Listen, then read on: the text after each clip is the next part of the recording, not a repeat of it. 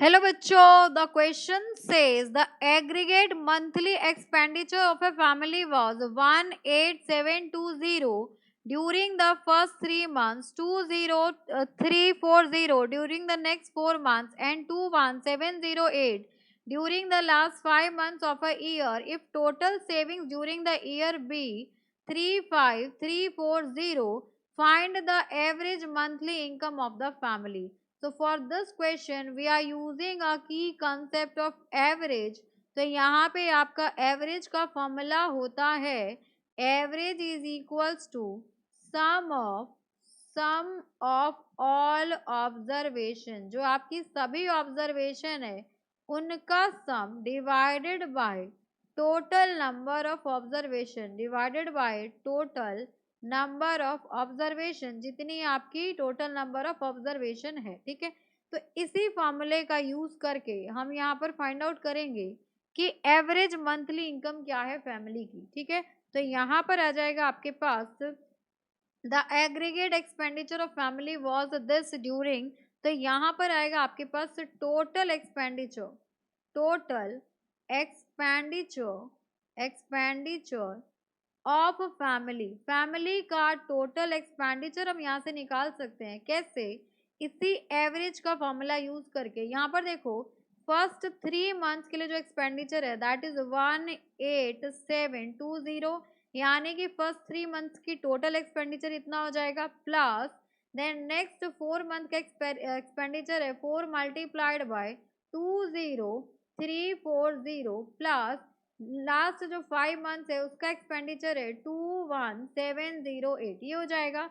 अब आप इसे मल्टीप्लाई करोगे so this will be equals to 56160 and this will be equals to, जब आप 4 से मल्टीप्लाई करेंगे सो 81360 प्लस इसको जब आप 5 से मल्टीप्लाई करेंगे सो दैट विल बी 108540 हो जाएगा।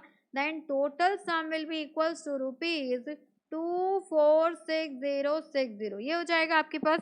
अब देखो यहाँ पर हमें टोटल सेविंग भी गिवन है, तो यहाँ पर आ जाएगा आपके पास 35340 आपकी टोटल सेविंग्स है।